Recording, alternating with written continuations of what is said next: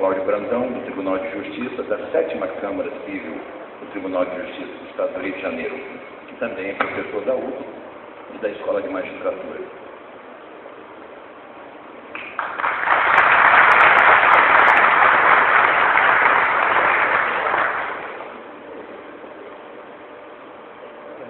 Boa noite. Prazer muito grande estar aqui, mas após ouvir o Ademir, primeiro, eu vou contar tudo para o Bolete segunda-feira.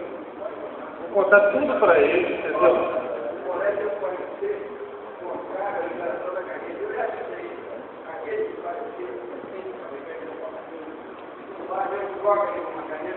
Eu vou contar tudo para ele.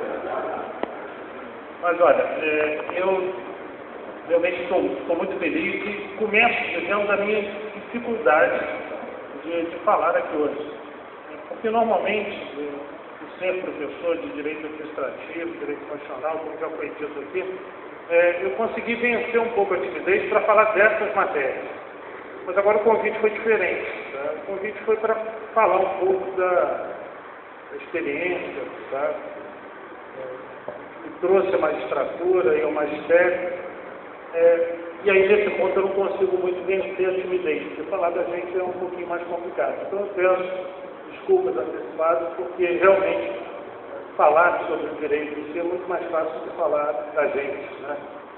Mas, de qualquer forma, eu já acompanhava muito a FAMESC por dois amigos lá de Carapitinga, o Júlio César, tudo, sempre se elogiavam muito a faculdade, falavam de todo o trabalho desenvolvido aqui. E eu sempre conversava com os dois e falava, um dia, quem sabe, né, eu vou ter a honra de poder, de alguma forma, participar de algum evento lá, e esse dia chegou. Tá? Agora, preciso falar um pouco sobre a minha experiência. O Ademir falou, olha, ele é lá de Carapitinga, sou. Mas, na verdade, a minha mãe é de Carapitinga, da Vargem Alegre, né, que eles me chamam. Meu pai é de Cardoso Moreira.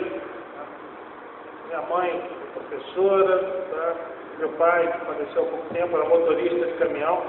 E lá em Cardoso Moreira, onde eles moravam, não tinha hospital, essas coisas. Eu nasci em Itapirona. Tá? Mas meu coração está aqui na Vargem Alegre, é um lugar onde, né, a gente sempre está lá, eu gosto muito. Mas, de qualquer forma, morei em Cardoso Moreira boa parte da minha infância, depois fomos para São Gonçalo, onde morei, minha esposa de lá, ela está aqui, quer dizer, casamos lá, hoje moramos em Niterói. E a vida, né, de quem sai do interior, vai para uma cidade maior, sempre é um pouco complicado. O que eu poderia passar um pouco?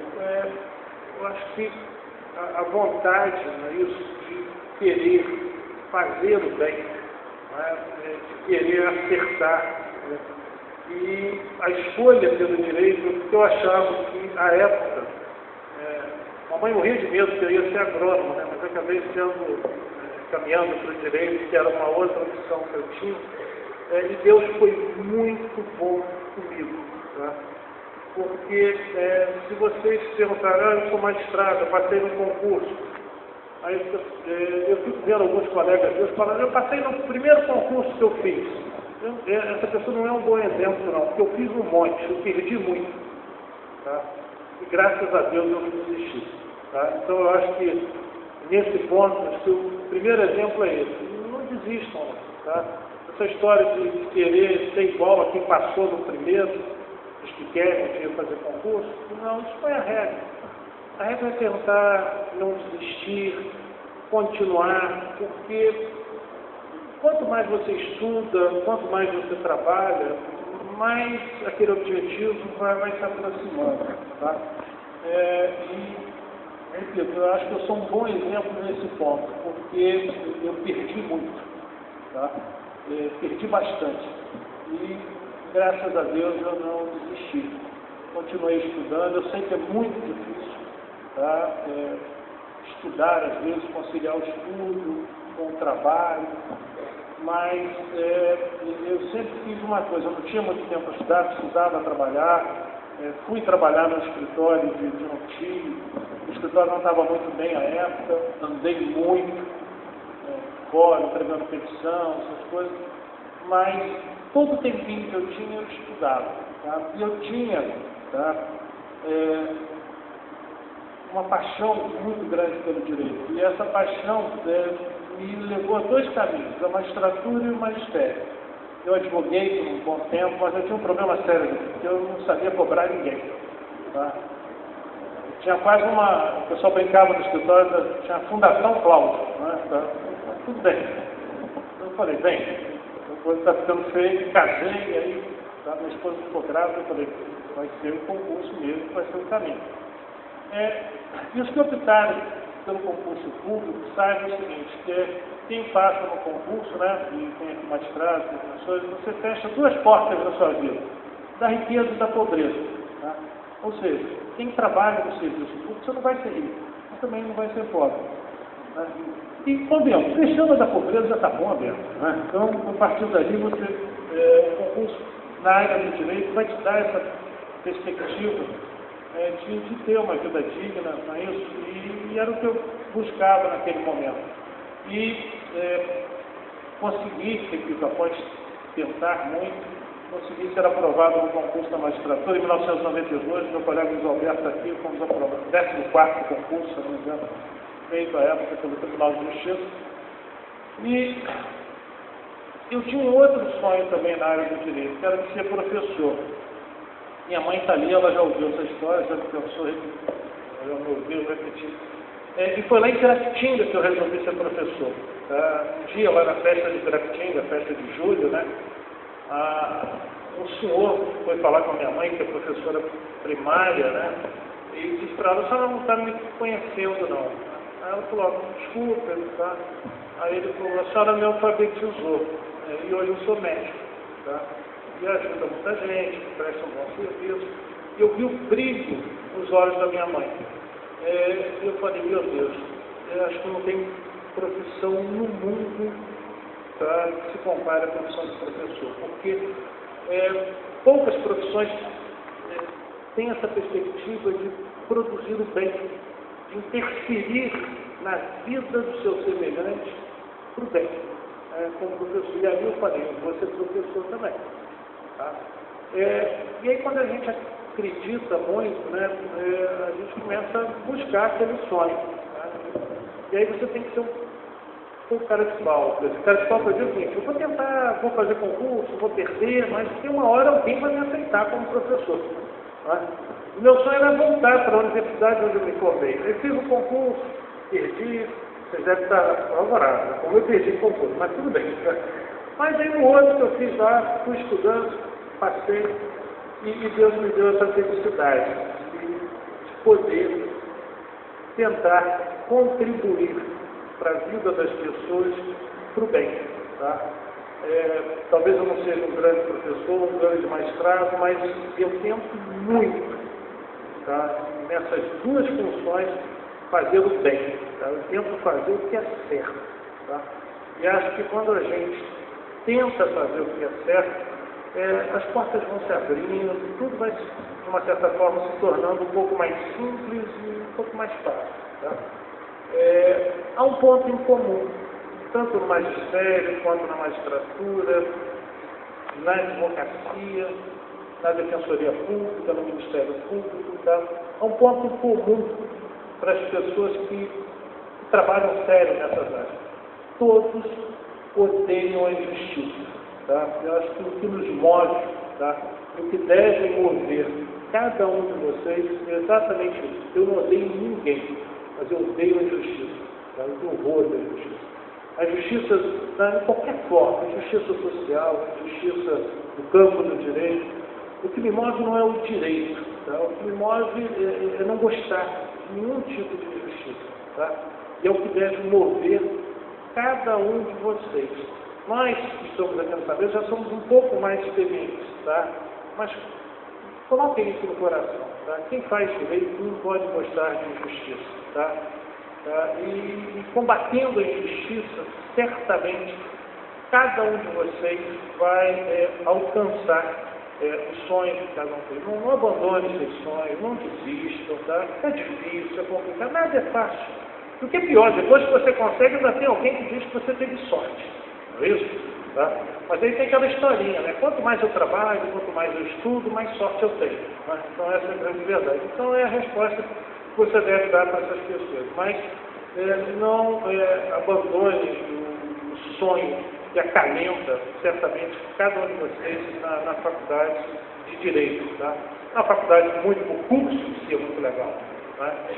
Às vezes no início a gente não vê muito direito, né? Porque a pessoa que chega na faculdade de direito, você não quer logo abrir a Constituição. Né? Outro dia um aluno lá da UF reclamou comigo, professor, cheguei aqui querendo ver a Constituição do Brasil, não é isso?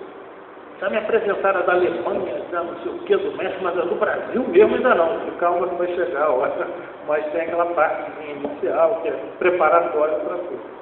E foi exatamente num anúncio de um encontro de estudantes de Direito, eu vi uma mensagem muito interessante, e aí eu estou puxando um pouquinho para a minha matéria, mas era um anúncio de um encontro de estudantes de Direito, um ENED, tem o ENED e o ERED, não é isso? O regional, essas coisas. Mas era uma família que estava no meio do fio, desenhos, e o pai folheava uma Constituição e a filhinha do lado dele, tá, o pobre, dizia, pai, lê de novo aquele pedaço da Constituição que diz que a gente tem direito a uma casa, que eu tenho direito à educação, à saúde, é tão bonito. Vocês estudam direito no momento em que o Brasil tem uma Constituição que é democrática, é uma Constituição fantástica. Por mais que critiquem a nossa Constituição, ela é uma grande Constituição, mas é um desafio muito grande para todos vocês que são estudantes de Direito e que um dia serão profissionais de Direito, assim como há um desafio para todos nós. É fazer com que esse texto muito bonito que a menininha falava para o pai, que essa Constituição bonita, essa excelente Constituição que o Brasil tem, lutar para que ela chegue, tá, às pessoas que mais precisam dela. Tá? E esse é o nosso desafio, é dar efetividade a uma Constituição que é muito boa, para fazer com que as pessoas que de fato têm direito à educação, à saúde, à alimentação, à moradia, todos esses direitos fundamentais, efetivamente se traduzem, tá, para a realidade das pessoas. O iníciozinho da Constituição, artigo 1º, diz que o Brasil é uma república federativa, um Estado democrático de direito. Tá? Na verdade, o Brasil tem que ser um dia o Estado de justiça, não o Estado de... Acabou meu tempo, Ademir? Não, obrigado. O Brasil tem que ser não um Estado democrático de direito, mas um Estado de justiça. É preciso que todas essas leis bonitas, tá? É preciso que elas sejam efetivamente aplicadas no proveito daqueles que mais precisam. Tá? A Constituição tem que ser só bonita. Tá? Então, quando eu digo Estado de Justiça, não é o Estado do Poder Judiciário. Justiça no sentido de fazer o certo, tá? De aplicar de forma correta as leis. Tá? As faculdades, de um modo geral, essa é uma frase antiga, talvez vocês já tenham ouvido, as faculdades de Direito produzem pessoas formadas, conformadas e deformadas. Né? O direito mal utilizado é um perigo. Tá? É um perigo. Tá? As pessoas que se formam, tá, e acabam se conformando também não vão sair do lugar. Então é preciso que vocês aproveitem o bom curso que vocês têm aqui, tá? E saiam daqui formados, não só conhecendo o direito, tá? Mas honrando o juramento que vocês farão quando saírem da faculdade, o juramento que vocês farão ao receber a carteira da Ordem dos Advogados do Brasil. E o juramento que alguns de vocês farão quando assumirem determinadas funções públicas. Tá? Nunca esqueçam o juramento. A gente no Brasil acha que o juramento é uma coisa formal, protocolar, tá? Mas é bem interessante não esquecer. Eu de vez em quando lembro disso. Tá? Eu lembro o compromisso que eu assumi quando fui ser advogado e quando assumi o cargo na magistratura. Eu tenho muito orgulho do que eu faço, porque eu tento e repito fazer o bem, tento aplicar de forma correta, de forma justa, por não gostar, não tolerar nenhum tipo de injustiça. E eu devo estar sorte que eu posso me espelhar em alguns colegas, o Ademir aqui é um deles, né, pessoas que me honram o Tribunal de Justiça, né, ele às vezes me coloca em situações um pouco complicadas, que ele queria fazer uma festa para mim lá em Pirapitinga. Eu falei, pelo amor de Deus, Ademir, eu gosto de ficar quietinho, assim, mas eu não sei se as minhas palavras, vocês estão notando, é um pouco mais complicado falar da gente, né? Mas um pouco da minha experiência servir para ajudar vocês, eu diria isso, olha, tá? Busquem os seus sonhos, não desistam, tá? Estudem, trabalhem, dá para conciliar, não ouçam os maus conselhos, sempre tem aquele cara que fica do seu lado, falando, bobagem, isso não vai dar certo, não sei o quê. Se afastem dessas pessoas, porque elas se destroem sozinhas e, que é pior, às vezes levam aqueles que estão lá. Convivam com as pessoas que te jogam e te estimulam, tá? E sempre vai valer a pena tentar, tá? Não desistam, não. A gente vem ao mundo com uma missão, tá? E usem essa ferramenta do direito para fazer justiça, tá? Eu agradeço muito, acho que a gente vai ter a oportunidade de conversar um pouco mais aqui, mas aproveitem mesmo, tá? Façam bem, estendam a mão aos seus semelhantes. Eu ouvi há pouco tempo, até numa música, as pessoas, o cantor falava o que é o mais importante, às vezes, do corpo, o coração, a razão, isso, o cérebro, o coração, e o cantor falava, não, o mais importante é o ombro, tá?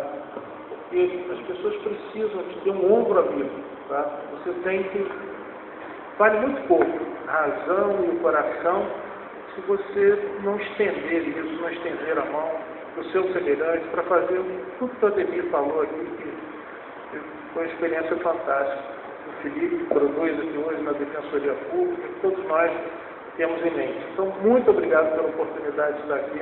Tá? Espero, sinceramente, ter de alguma forma contribuído aí para essa semana. Que tem uma proposta bem interessante, eu achei muito legal mesmo, porque tão importante quanto falar do direito é falar um pouco da experiência dos mais antigos, um pouquinho que já passaram, pelo que vocês certamente passarão. Muito obrigado.